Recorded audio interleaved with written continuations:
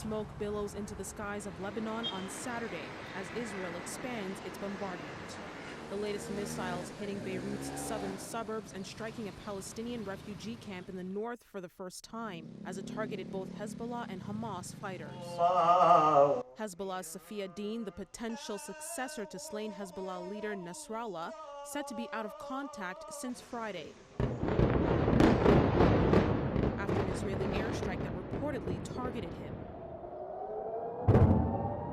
Iran-backed armed group Hezbollah and Israel's military continue to trade daily fire, as many begin to flee the land that may be on the brink of a full-on war. The situation in Lebanon, terrible, very bad. But in North Lebanon, be all right. Be all right, but they start moving from area to area. I don't know what's gonna be. Australia beginning to evacuate its nationals from Lebanon via Cyprus on Saturday in the first large-scale operation to get citizens out of the country. I don't have numbers for the next flight, but we've had 229 citizens come through, Australians arrive.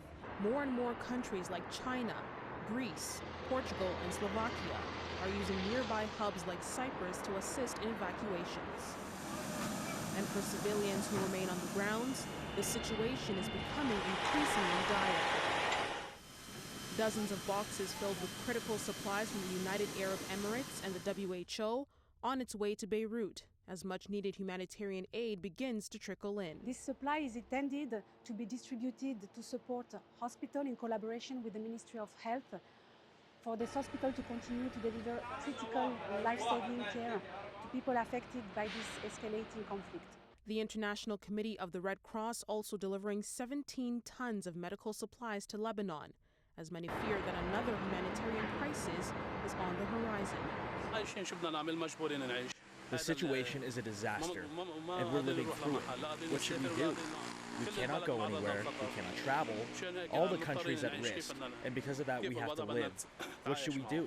We have to live with it. According to Lebanese authorities, more than 1.2 million people in Lebanon have been displaced by Israeli attacks, and nearly 375 people have fled from Lebanon into Syria in less than 2 weeks. Afia Ba, City News.